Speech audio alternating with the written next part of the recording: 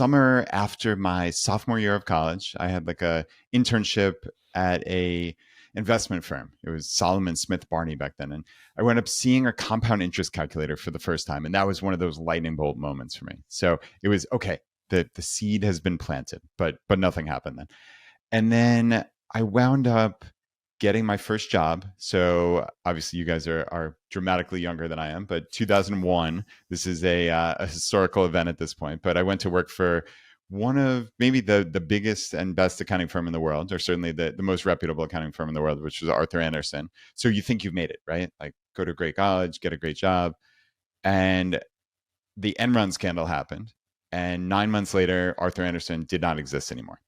So what that meant to me was I picked up these little lessons, which it didn't matter for me. My partners, luckily, they brokered a deal. We moved our desks across the street to KPMG, and all was well. So listen, don't cry for me about this. But what it meant was I looked and I said, I saw people at other firms I saw people at other branches of Arthur Andersen, and their lives were in uproar because yeah, they might have been partners. They might have been making a fortune, but if they were spending all their money, these people were existentially nervous and worried about, hey, my entire life could crumble here. And it was outside of my control.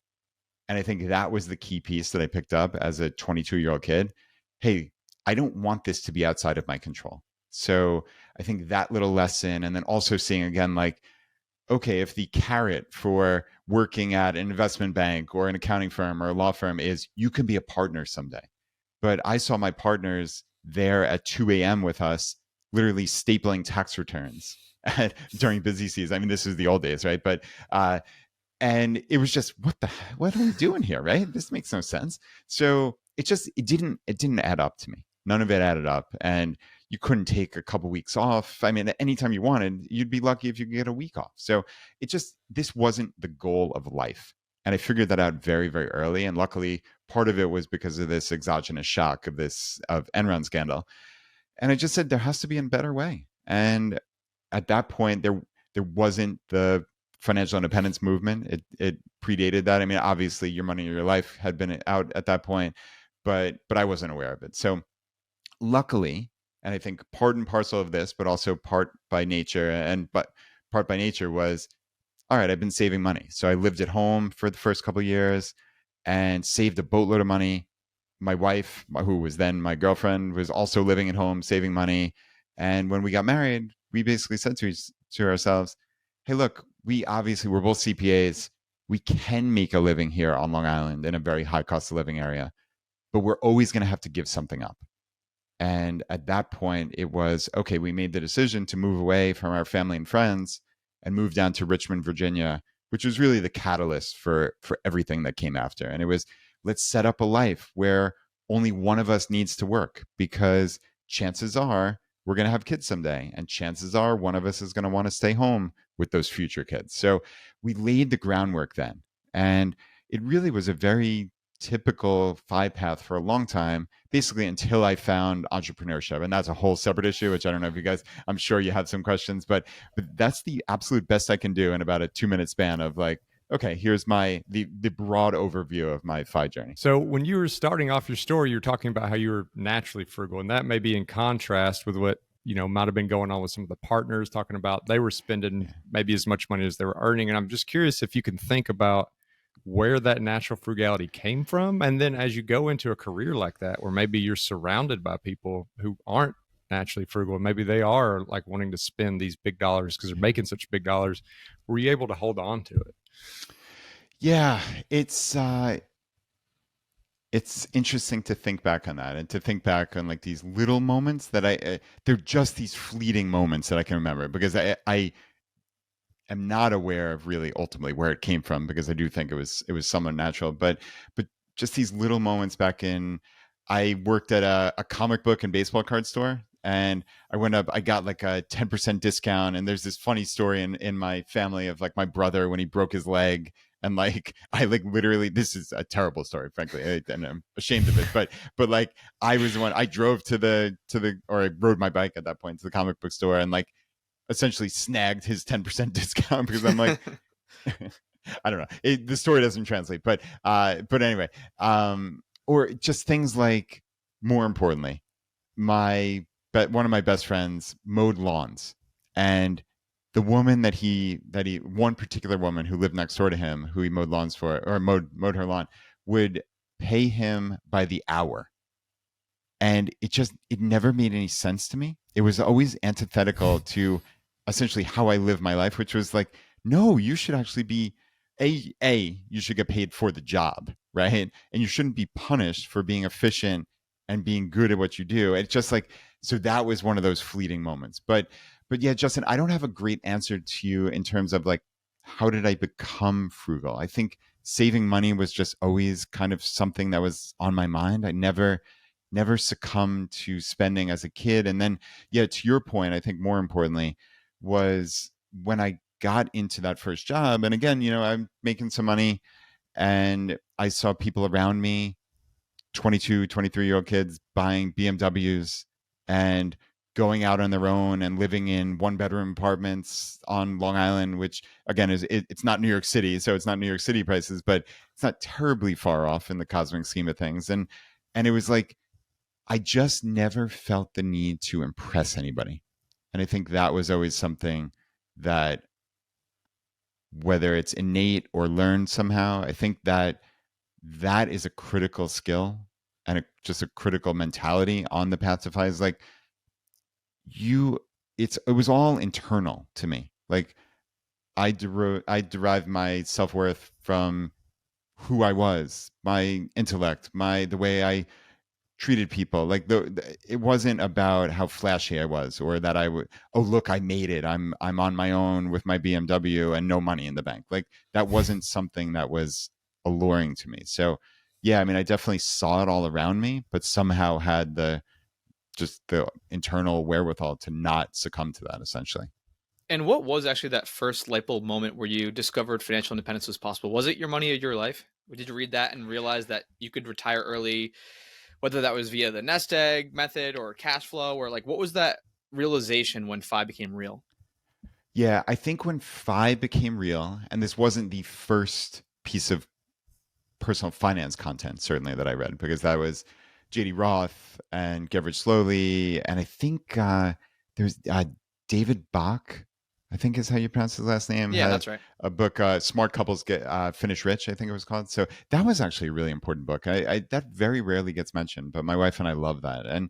But so that said, we were attuned to personal finance, but it was clear for me, it was Mr. Money Mustache. It was the first time I read The Shockingly Simple Math, and I just saw on paper, digital paper, that, oh, this is real, right? Like, there's some end goal here. And I think that's what we can quibble all day about, the 4% rule or 4% rule of thumb or whatever. I think that's nonsense when people like argue over that, because obviously there's a legitimate argument that, putting that aside, it's that North Star, guys, right? That's what is so important to people when they learn about FI and when they learn about the 4% rule of thumb, is it takes it from being nebulous to something that's concrete. And again, once you get more nuanced, you can argue, you can get Karsten from Early Retirement Now on, and or read his safe withdrawal series, and hey, do I want it to be a 3.5% or 3.25? I don't care about that stuff at all, frankly, because it's, what is the North Star? And for most people, they have no idea about finances. If they're smart enough to save money, it's just, I'm saving for retirement. And that might mean 30, 40 years hence. But when you see something like The Shockingly Simple Math, it becomes self-evident that there's a reason why I'm doing this. So if Mr. Money Mustache was kind of like really the catalyst for discovering that FI is a possibility, and reading that article, which, I can share that same sentiment. When I read that, that's where it finally started seeming like, oh, this is something I could actually do. And you start to realize like, oh, an extra 5% means this many years that I'm shaving off. But as someone who's already naturally frugal, it sounded like you and your wife were kind of already on the path. Like, do you remember any like tactical changes you made in your life once it started to seem real? Ooh, that is a wonderful question. Tactical changes. I don't know that we made any like consequential changes, because I think at the end of the day, for me, if you have like the big three expenses locked down, then you're well on your way. So We already had at that point, they were 2003. I had a Honda Civic. She had a Toyota Highlander. We were rocking those things. So there was no change there. We had, I guess, well, I guess no, hold on. Sorry, Justin, give me a sec. Yeah, we were already living in our house in Richmond. And at that point, we had made a fairly wise decision to move into a really good school district, but essentially find a pretty inexpensive 4-bedroom house. And our meals were pretty locked down. So, in all honesty, like the main stuff was pretty locked. But then, interestingly, I think on some levels, and this is fast forwarding probably 5-10 years, but on some levels, we've certainly loosened the purse strings. And I think that's a very liberating point when you get there in FI, is realizing, hey, maybe I'm being too frugal. And maybe I'm giving up, even though we've always considered ourselves as kind of rolling in abundance. That's the phrase that I use to describe it. And by no means have I ever felt deprived. But sometimes you look and you say, okay, yeah, we like cooking at our house, but we also like going out to eat. Or hey, happy hour at home sounds great, but happy hour at that brand new brewery that's in this cool district of Richmond, that's pretty darn good too. So yeah, I mean, nothing majorly tactical, because I think we had done the ground game, as my old co-host Jonathan used to like to call it, is when you have your ground game right, which to me was getting the major things right, you have so much flexibility, which is really great.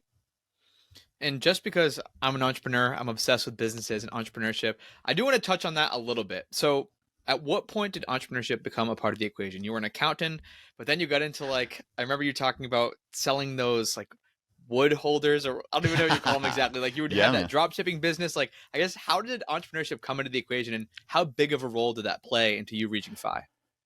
Yeah, well, it has been a long time now. It's been at least, certainly more than 10 years. It's probably been 13-ish years, plus or minus. I think when the 4-Hour Work Week came out by Tim Ferriss, I certainly wasn't an early adopter to it, but I read that pretty early on after publication. And it was just, that was another one of those lightning bolt moments. So we've already talked about 3 of them, right? So we had the Enron scandal, we had shockingly simple math, and then reading 4-Hour Work Week. And it's funny because so back then, that was really the infancy of a lot of not the internet per se, but the modern internet, right? I mean, 13 years ago. And at that point, the only person, so I read about this, and you read about drop shipping. And I don't know, I'm assuming you guys have both read 4-Hour Work Week, but man, when you read about drop shipping, it is the most elegant business model in the entire world. And it's like fireworks going off in your brain of, oh, wow, you mean I can just create this storefront? I never have to take inventory or ownership. I can just forward an email to the manufacturer or whoever the drop shipper is, and I just essentially net the profit. It's like a bonanza, right? So I it wound up that the only person I knew who had any entrepreneurial ventures at all at that point, just online or offline, was literally doing drop shipping. It predating Tim Ferriss. I mean, guys, the absolute serendipity of this was crazy. Like, my buddy sold remanufactured ink cartridges. So ink cartridges for your printer, or for larger printers at businesses. And the margins were fantastic on that. And he had a really thriving business. So I'm like, oh, wow. I just read about whatever it was in Ferris's book, French sailor shirts or whatever he was, ridiculous thing he was drop shipping. I'm like, oh, my friend is doing this. I wound up kind of cajoling him into going into business with me and trying to help teach me about this. And yeah, Cody, to your point, good memory. We bought a firewood storage rack website, of which I have at that point had never lit a fire or seen a firewood storage rack, but I owned a firewood storage rack business, which is kind of interesting. And as you could imagine, the firewood storage holder niche online is not that significant. So you can't exactly make a thriving business from that. But nevertheless, it taught me that this is real. And I think that's one of those aha moments in life when that first dollar, it's so cliche almost at this point, but that first dollar online, which I would extend to the first time you've proved a business model to yourself. I think that's actually what people mean when they say, "Oh, that I remember that first dollar," because then it very quickly morphed into, okay, I got into some of like the seedy underbelly of the online world at that point, which was these keywords stuffing websites and just this ridiculous nonsense. And I'm not very proud of that, and it's hard to imagine the Brad of today doing that. But I mean, listen, we all grow and we learn, and I learned valuable lessons, frankly. And I said to myself, essentially, the next time that I start something, this is going to be something that I'm proud of and something that I believe in. And that was a little personal finance website, which was the worst name in the history of the world, called richmondsavers.com. But I essentially at that point figured, okay, I actually said the words, I'm never going to be Mr. Money Mustache, but dot, dot, dot. Maybe I could get some local press here in Richmond. And that actually came to pass. I wound up getting on all the local affiliates and the newspaper and things like that. And I wound up getting a feature in the New York Times, which was amazing, for a trip to Disney World that I put together using traveler rewards points. And that was like that moment where it all shifted. And yeah, I mean, I don't know, guys, how much you want me to dive into this, because it's fairly interesting. Obviously, I know, Cody, you're massive on the entrepreneurial side, but I'll stop there if you want to jump in. Well, yeah, like when you started this blog, did that domino take you in a completely different direction where you completely moved away from like a traditional business and went straight towards like, this online digital, like blogging, media Yeah. creation? Yeah, I am not a burn the boats kind of guy, especially at that point. It was, I had a young daughter. I actually, yeah, two daughters at that point. And I had a comfortable salary. I never made a fortune in my accounting job, but a very comfortable salary. Obviously, that we were able to save a significant amount of money. But yeah, to what I was saying before about proving out a business model, what I did was at that point, again, my little personal finance site, which got a decent bit of traffic, but it was nothing dramatic. I basically kind of put my accountant's hat on and said, okay, how can I turn this? Because most online businesses are predicated on just significant traffic, converts at X%, and will get you Y amount of revenue. And that's generally how it works. So top of the funnel, you need to enlarge, but okay, my top of the funnel was fairly small, the actual number of visitors. But what I said was, at that point in time, this was 10 years ago, guys, when Travel Rewards was kind of seen as a bizarre little thing. And is this real? Can I trust this? What I said was, okay, I can take this small amount of traffic that I have and say, I'm going to offer you basically free coaching. So I'm a CPA. I am a corporate tax manager at a major company.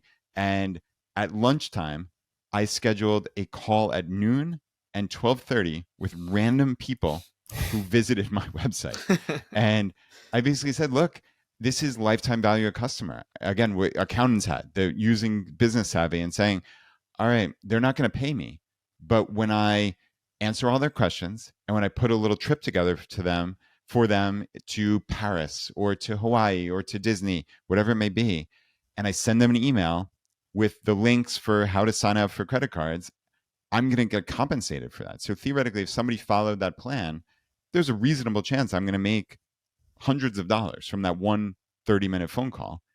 And to me, that made sense. So prove the business model, guys, right?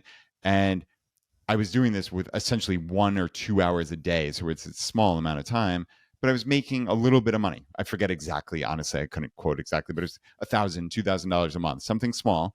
But wow, if I can do that with 1 or 2 hours a day, what could I do with a whole lot more time, right? Is this plausible? And then it kind of scaled into, okay, I left my job. So I did finally pull the trigger on that. And I started a website called travelmiles101.com, which essentially you can't scale one-on-one, right? So obviously I could have made multiples of what that $1,000 or $2,000, but I thought, okay, what if I could create, again, this sounds so silly in today's day and age, but it was a big deal in 2015 to create a free course. It's just, you guys know it. Most entrepreneurs know it as it's an email autoresponder. But 8 years ago, in 2015, 8.5 years ago, it was a novel concept. So I created this course and I sent it out. And I mean, I think it's almost 50,000 people inception to date through that free travel rewards course. And Wow. there's no way I could reach 50,000 people one-on-one with 30-minute phone calls. So yeah, it's, going back to Cody's question from 5-10 minutes ago, is entrepreneurship has been a really important part of my journey, and I wouldn't have conceptualized this. And yeah, I mean, Justin, it's a great question just overall of like, okay, how did this eventually happen? And I'm a naturally conservative guy when it comes to my finances, and I got to that point where it was obvious and it was inevitable, and I just needed to rip the band-aid off and do it. And I'm really thankful that I had the wherewithal to do that. My wife supported me, and obviously you can say the rest is history, but there's a million things that happen in between then and now. But it's been a journey. So we're getting real close to the birth of ChooseFI, where you spend most of your time today and where you've impacted millions of people, myself, Justin. I'm sure it's changed your life as well, Brad. I don't want to dig into like the whole ChooseFI story because I think we probably have, again, a lot of crossover listeners who listen to us, listen to ChooseFI. I am really interested though, because you've just interviewed so many different people from all different walks of life on the FI path. I'm curious if you can think back to 2017, Brad, because that's when you launched ChooseFI, right? 2017, Yeah. Brad, what are some of the differences? What are some of the trends? What are some of the things that are working now or maybe not working now that were working back then? Like, what has changed in the FI community? What has changed for FI folks? Yeah. I think, to me, the biggest change is the mentality. Hmm. I don't know that at its heart, any of like the tactics or any of the significant tactics have changed dramatically. Again, at their essence, right? At the margins, things always change. And again, like we talked about before, you can quibble over the 4% rule, the 3.25. I don't care about that stuff, honestly. But at its essence, it's save money, have a significant savings rate, invest for the long term, however you see fit. I think a lot of people do low cost index funds. That's stayed the same, but a lot of people do real estate. A lot of people have have businesses, right? There's plenty of ways. And I think the actual answer again is the mentality, which is we're not dogmatic. And I think that's been a wonderful sorry, let me say that again. And I think that's been a wonderful really update in that it seemed at the beginning, and this is a caricature, but nevertheless, that becomes reality, right? It's whatever people think a community is, regardless of whether it's true or not, that becomes reality. And I think it was seen as an exclusive thing. This was for white guys in their 20s and 30s who were in tech jobs. And I think just sadly, it was just a couple of people who were early kind of more famous bloggers who fit that exact specifications, and therefore a caricature was born. And I think a lot by ultimately, Cody, to your question, by seeing so many guests on our show and your show and Afford Anything and Bigger Pockets Money and all these incredible shows, the Mad Scientist Show, et cetera, et cetera. I don't want to leave anybody out, but obviously there are many incredible FI podcasts. I think we've all realized that this is accessible for many or most people.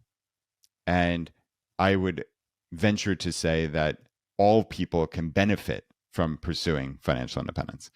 And I think that has been an awakening for most people. And I think, so there's that. And then I think really, and I alluded to this before, is that I think we've become maybe less frugal over the intervening 5 or 6 years.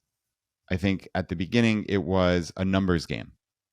And I don't ever think that I wished years away or that I was a miser or that I was unhappy. But I know some people that I personally know have been. They went over that line. I know many of us, it was that race to, hey, how high can you get your savings rate? Not how can you design a life you actually want to live, but how can you just increase that savings rate? So it became keeping up with the Joneses, just not spending on useless crap, but hey, on who's going to get to FI in 7 years and 4 months instead of 7 years and 8 months, right? Like just ridiculous stuff. And I think I would like to believe that ChooseFI, this is, if I could pat myself on the back for one thing, I think it's that we've helped subtly, because frankly, I don't think anybody like gives us credit, nor do I want or care about it. But I think very subtly we've changed the narrative from that to this is something that everyone can get value from. That this is a personal journey, and we are not dogmatic. We don't care what you choose to do, but we certainly care that you take action to make your life better. And I think that has been received because now the community is primed for messages like Bill Perkins and his book Die With Zero, which has been a complete reframe for a lot of people. That has been a really impactful book. And honestly, I don't think the community would have been ready for that 5 or 6 years ago, before we tried to, over many years and hundreds of episodes, subtly change the narrative a little bit. So that's really what I've seen change. Frankly, I'd love to turn the tables on you guys and ask you, but I don't know if you're open to that. But that's my natural questioner in me. Yeah, I remember in 2014, 15 timeframe when I first came across Mr. Money Mustache, and that was kind of, that was his character. Was this like ultra saver, biking everywhere, these kind of extreme rules. And a lot of people embraced that and ran with it. And we did have this kind of community of people who were taking things maybe a little extreme. And there was this, perception out there that it was only for this certain subsect of people. And I agree with you. That's the two main things that I definitely think I've seen change, is that there's so many interesting stories out there with people from all different backgrounds. And even if somebody, you do look at somebody in their 20s, early 30s, white tech job, like, some of these people have incredible backgrounds that, sometimes they don't get credit for. And so I agree. I think there's a lot more diversity out there. I think there's a lot more enjoying the journey and making sure you're getting to the path happy and whole and not getting there as fast as humanly possible. Another question that I would have is, someone who has interviewed so many people and been around this space, is what's maybe some education that you think we could use more of for folks? Like, I think there's so many articles that are very similar, and so many, background stories that can be similar to some degree. But like, what do you think is an area where there just hasn't been enough focus on that you think could use a little help in the FI space? Yeah, that's a good one. My reflexive answer is maybe not exactly what you're looking for, but I will try to think of something very concrete. But my reflexive answer is that I think people get overwhelmed, even though I think shows like ours try to make this accessible. But for people who have no background in personal finance, have never learned anything about personal finance, or certainly financial independence, any type of acronym or something that seems like jargon it's just too much. And I suspect and I fear that it turns people off. And this is not like a plug, obviously, for what I'm doing, but I'm trying to rectify that at great expense in terms of my time. And like, I'm trying to go through and create like a fundamentals of financial independence, in terms of even down to like the micro of, hey, I'm going to record a quick video on expense ratios. And it doesn't have to be the most exhaustive thing ever, but if it's 30 seconds, but it answers the question, I think we don't do a great job, because it's very difficult, frankly, of making like an A to Z of how can someone get up to speed to even get to the point where they can understand the message or be receptive to the message. And I know there's a little chicken and the egg, obviously, in the sense that like, hey, is somebody are they gonna spend a couple hours like learning about personal finance before they realize they have any interest? We can quibble about the actual logic here, but nevertheless, I think that has been missing. It's like some repository for, all right, look, I understand everybody's coming in at a different spot, and if not understanding when one of us, because I suspect all three of us have used AUM, and it just rolls off the tongue. instead of slowing down and saying assets under management, and because you can't do that every time, right? And why that's so insidious. And but if you had a little explanatory article or something, I think that would make a difference. So again, Justin, that wasn't exactly the answer you were looking for, but I think that's important, and I'm trying to build it. I frankly don't know if I have it in me to be as exhaustive as that with that as possible, but it's a process that I'm undertaking. But yeah, that's all that comes to mind. I'm going to probably kick myself for not having a different answer, because I think what's so cool is, and this comes back to just the age we're living in, is that it's not a lack of, at its essence, it's not a lack of information, right? Like you can find information on anything you want with enough Google searches, and hopefully being discerning with the type of site or resource that obviously we know they're the bowels of the internet, right? And people can and do get led astray very easily. So if you're somewhat discerning with where you're getting your information from, there's a world of information out there. So I don't think that's the actual issue. Like, oh, we've just had a glaring hole in like real estate in this one little, like, I don't see it that way. But and that's why I think, I know I focus on that story and trying to get people to connect to, oh, that person did it, I can too. So it's really like a motivational thing. And obviously there are hundreds of FI podcasts, and we all have the different way we go about it. But for me, I'm not as worried about, oh, I have a missing spot in our 600 plus episodes, and I've let down the audience. I think I'm trying ultimately to inspire people to take action to make their lives better. Yeah, no, I think you did a great job answering the question. And I agree. It's more of not that you need to create some new educational piece per se. It's more around how do you create a spark that makes someone want to be educated, because there is so much information out there. Yeah, that's exactly it.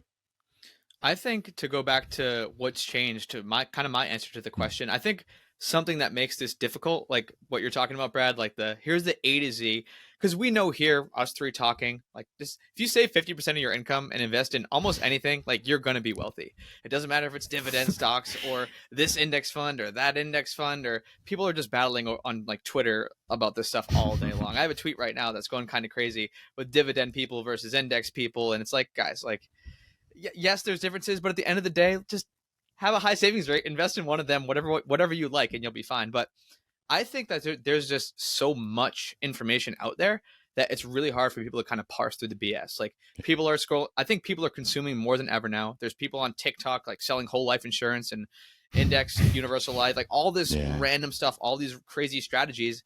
And so I don't think people can like find a North Star. It's really hard for them to be like, oh, is this an actual A to Z, or is this just some other BS scam? Because like I'm consuming all of this different financial knowledge from all these different people, and even prominent voices in the space.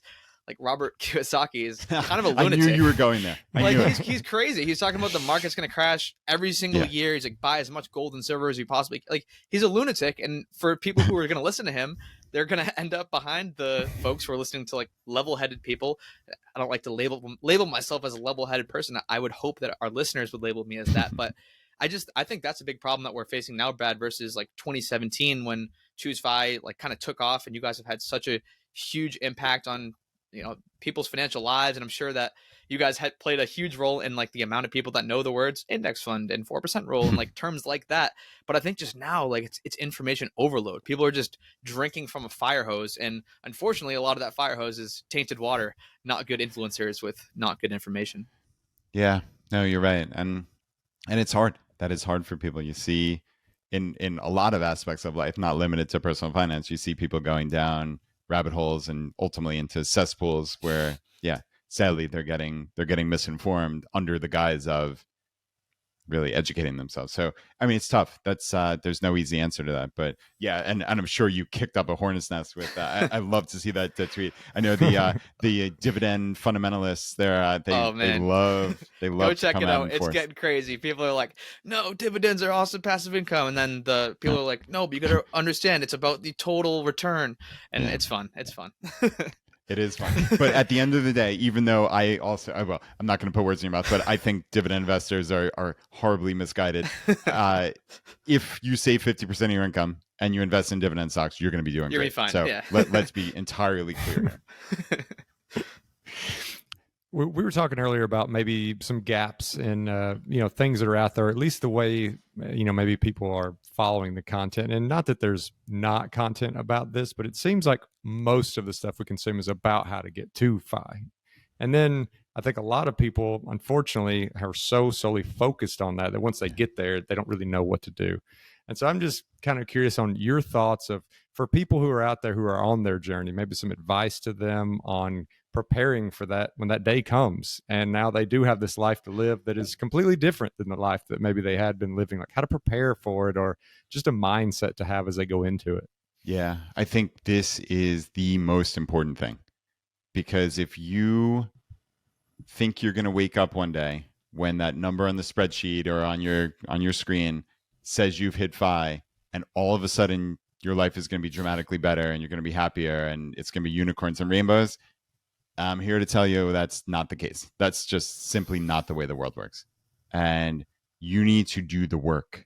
And honestly, what's so great about FI is that I see it as this interesting journey, right? So there's no get rich quick. This is you can get wealthy over the medium term. That's kind of how I conceptualize it in my head, right? So whatever that is, obviously people like Cody are super fast. Medium term means a little different than to him. But for most of us, it's 10 to 20 years, let's say. And I think that's reasonable. Very much on average, of course, painting a broad brush. But once you get past those first couple of years of the fire hose of information, and you understand and you've made a lot of changes, and that's not to say that the action you're taking and the changes are stopping there, but you have your finances on autopilot, et cetera. Like at that point, that is where the shift should actually start. Like even at that point, that early on in your FI journey of realizing that, okay, the actual nuts and bolts of the money, that's the easy part. That's 5 or 10% of the game. The other 90+% is right up here in your noggin. It is all mental. And you need to figure out, you need to, over a course of many years, try to design a life that you want to live into. And guys, I'm sure you can echo this, but this is not some simple linear thing where you try a couple things and you hit on something and then that's the next 70 years of your life. Like it doesn't work that way. You're constantly iterating. And something that lit you up for years in your 20s and 30s might not, at some point, might reach its conclusion, or you realize you want something different, and you just have to constantly test. So I guess the most succinct way I would put it is, this is the whole game. Justin, the question that you just asked, that is everything. And if you wait until the point you're at FI, you are going to be miserable. Frankly, like I know that sounds like a little over exaggerated, but you are going to get to a point where let's use this hypothetical of somebody diligently saved and they got to FI. They were blissfully unaware. They never thought about it. They left their job. They're at FI. And then they wake up that next day and it's, oh my God, what next? What do I do? Because at that point, in all likelihood, all their family, friends, neighbors are still going to work dutifully. And they're sitting around with a whole lot of time on their hands. And if they've never put a thought into, hey, what does life look like? What do I want to do? How am I going to spend my time? What am I going to do to give back? How am I going to add value to the world? Any of these things, if you've thought of none of, like, it almost sounds like a caricature at this point, guys, honestly, because I can't imagine that anybody's that blissfully unaware now, but not that long ago, I think in the early days of FI, that was probably more common than not, because we did think that this was the panacea, that just getting to that number was going to solve everything. And we've had a lot of people from the famous of Brandon the Mad Scientist on down to, obviously doesn't matter if people know you or not through a blog or podcast, but just everybody. And if you haven't prepared, I mean, you're going to be in a world of hurt. So that is the whole game. Just please, and I don't have a prescription, guys. Like that's the thing. It's you need to test for your life. You need to just try things. And I spoke with Jillian Johnsrud this morning, and she was talking about this, and she said, and this is another important aspect of it is that you're going to try these things, and they might sound great on paper. It might have been your lifelong goal to, I don't know, travel around in an RV or take a boat around the world, and you might get on the first week and or test it out in a small scale and realize, oh my God, I hate this. This is horrible. Like I don't want to spend my life doing this. And that's okay. That doesn't mean you're a failure. You haven't failed at FI. You haven't failed at life at that point. You've learned something. It's like the Thomas Edison thing, right? Like, you keep trying. It doesn't mean you failed all of those experiments. It means you've learned something really valuable about what didn't work. And you just keep at it until you find that kind of list or suite of things that do work. Also knowing, like I said a couple of minutes ago, that your life is going to change. And that's just natural. So just being forewarned with that knowledge of, hey, you might quote unquote fail at something that you thought was going to be fantastic, but that's okay. That's part of life. So it's all in your head. And I don't mean that in a pejorative way. It truly is all in your head.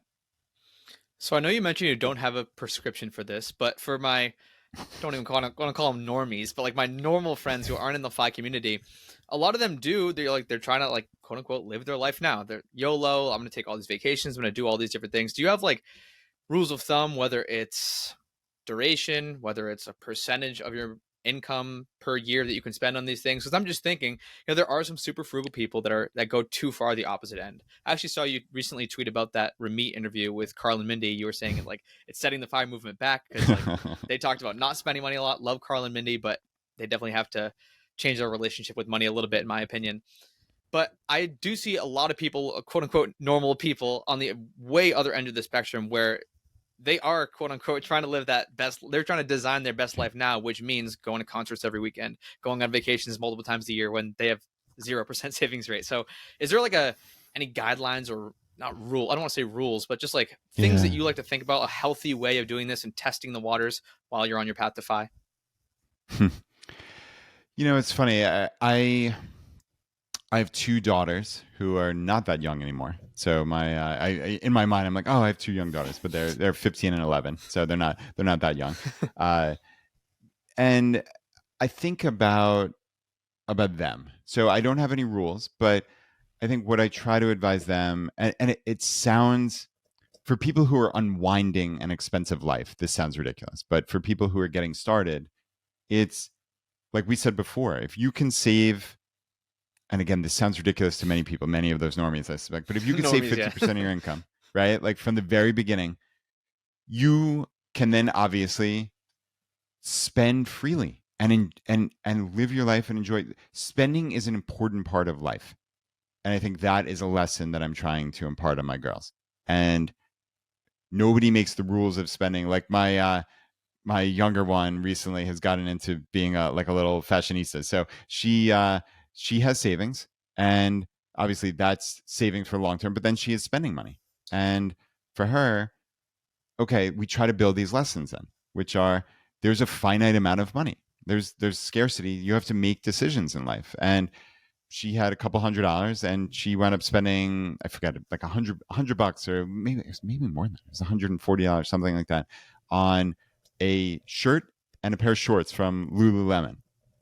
And I mean, in my mind, I'm like, I would never do that. That's crazy. That's ridiculous. But you could have bought 4 pairs at Athleta or whatever it is, or your mom has points at Old Navy and you could have gotten unlimited. But part of life is making those choices, right? And understanding that there's a trade-off. So I think, Cody, there is some kind of like education in the sense that, okay, making choices and understanding scarcity, that's a really important aspect of it. But again, going back to my girls who haven't made any decisions that they have to unwind now, if you save, let's say 30 to 50% of your income, you don't have to feel bad about anything. You don't have to feel bad about spending. You don't have to feel bad about going to breweries and bars and concerts. But I mean, frankly, if you're spending all of your money with this YOLO mentality, it's going to be very hard to catch up. It's not impossible, right? Like we see plenty of people starting the path to FI in their 40s and 50s, but it's a whole heck of a lot harder. I mean, let's be honest here, right? Like if you can build a life that allows you to feel like you can spend money. So again, you're coming out of college at 22, 23, you've never made money at that point. If you can build a life that you're saving that 30 to 50%, and that's just the way that it works, you still feel fantastic about spending, right? Like that's the thing that I would advise to most people. So yeah, I mean, it's a tough question, Cody, and there's no perfect answer, but I think if you can get them early enough before they've made catastrophic mistakes, then you can just essentially set them on autopilot to the point where live free, enjoy yourself, do your thing, but you have this framework on autopilot, which I think is the most critical thing for most of us with our personal finance is if you let your silly little monkey brain get involved, it's going to screw it up. It's just we're fearful little animals and we just screw everything up. So you want to get everything on autopilot as much as you can. That's whether you're 15 like my older daughter or 60. It doesn't matter. Earlier, we were talking about kind of that preparing for FI along the journey, and you were mentioning how people should be experimenting along the way to figure out if that is really what they want their life to look like. And you also talked about how, you know, you're going to wake up and your neighbors and your friends, they're probably going to still be going to work. And so I'm curious for you personally, maybe to give the listeners some, you know, real world examples, like what has that been like for you? Like what were some of the things that you thought, man, this is going to be awesome, and it turned out to not be a fit? And then also, how have you built a community that is able to, you know, like live that life with you and understand where you're coming from, because it's just so different than the most of the population? Yeah. Yeah. And I mean, to be perfectly honest, this is a pain point in my life. So I'm not standing here as an expert on, oh, I've tried 100 different things and I've figured it out and I'm living my best life. It's, I am really working on this, and I'm trying to find things, and I'm trying to find people that I can live this life with, in essence, and it is hard. It's like, let's be honest. So, one thing I've built fitness into my life pretty significantly, and that's been a massive aspect. I think Jonathan Mendonça, my former co-host, but still business partner on ChooseFI, we've been going to the gym together 4 times a week for essentially the last 6 months. And it's just been fantastic. And it's just that constant accountability of, hey, and for the summer, it's been a little different. So if anybody's fact checking me, it's been a little different the last couple of weeks, but directionally, it's been essentially 5 of the last 6 months. And 8 a.m., we know we're both there, and that's been fantastic. And yeah, I mean, I think it's a harder question to answer in the sense that I am spending more time on ChooseFI than I probably would like in a perfect world. And maybe, if I'm completely honest, then I'm spending more time on it than I advertise I'm spending, right? So I think I don't ever try to be dishonest or disingenuous in any sense, and I don't obviously ever lie or misrepresent, but I think there have been times where I've had a better work-life balance. And I think I'm in a period now where I'm spending more time on ChooseFI because, interestingly, Jonathan, even though he's not in front of the microphone, Jonathan and I are more emboldened now than it's the first time we've been this excited about it since 2017. Wow. Which is pretty cool, right? Like, It feels great in the sense that, like, we're really trying to hone in on the essence of what we're doing. And then, like I said, with those, and I'm not promising, but those fundamentals videos, and how do we get more people that we can reach on the newsletter, and how can we make our website from just a kind of a generic personal finance blog into the best financial independence content on the internet. And like, that's the North Star. But guys, that takes a lot of time, right? So I am in a season of life where not only do I not have a great answer for you, Justin, I'm in a point where I'm probably too far over the line. But I think just having that realization is very important. And that is what I would hope most people would take away from my last 2 minutes of chatting here is you need to know yourself. And I think that is such an important part of this mentality of FI is that, look, I think a lot of us are driven people who want to do good in the world and who want to add value and maybe build something. Many of us, regardless of whether it's something is online or whatever, it doesn't matter. That's silly. But I think we can also be aware that we can get over that line. And sometimes you need to take a step back. And so, yeah, I think I can do a better job, frankly, when I was just thinking about this earlier. So it's very interesting timing that you asked me this, Justin. Is I have a couple of guys just that I know through the gym, through the pool, who are fantastic guys. And we've tried to set up coffees over the last literally 6 months, and neither of them have happened. And I actually had the thought, I'm like, what the heck? Like, I'm theoretically financially independent. I have control of my time, but I can't find an hour to hang out with these two guys that, like, I know I'm going to get energy from those interactions. Like, that's going to be the best part of my day. And yet I haven't done it. So I think the onus is on me. And I think that's another part, right? Is, okay, because I'm the one who has more time freedom, I need to be the one reaching out more. And that's not my natural inclination. Like, obviously I talk now all the time into a microphone here, but in real life, like, my natural inclination is not to be like the life of the party and reaching out to people. And it's just not natural for me. But I think I need to step outside of my comfort zone a little bit more and do that. So yeah, it's a work in progress. It really is. But I think you need to find those places and those things in life that give you energy and pursue that and really do a better job of it. We seriously appreciate the transparency with all that. And I know that's probably going to make a lot of listeners feel better about their own situation and not beat up themselves for not having it figured out. So I appreciate that. Yeah, you bet. And yeah, that's for everybody. There are starts and stops to all of this. And like I said before, when you hit that number, it's not unicorns and rainbows. It's just not the way the world works. That's not the way the human condition works. There are always going to be wins and failures, and you just have to know yourself. You have to be honest, and you have to just, again, I think for me, it's pursuing that energy.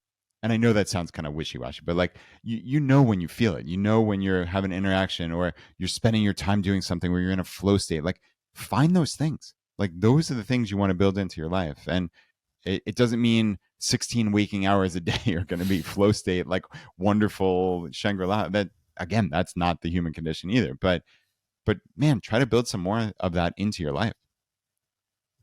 Well, that is a perfect place, Brad, to bring this episode to a close. So first, before we ask for where people can get more information, you're the perfect person to ask, because I think our listeners who don't already follow ChooseFI are going to eat all your stuff up. But I just seriously want to thank you for coming on. You have had a huge impact on my personal financial independence journey. I've learned so much from your podcast. It was like the first personal finance podcast I started listening to back in 2017. So this is a cool full circle moment, man. And for those listeners who do want to get more info from you, listen to ChooseFI, any other resources you might have for them, where is the best place or places for them to do that?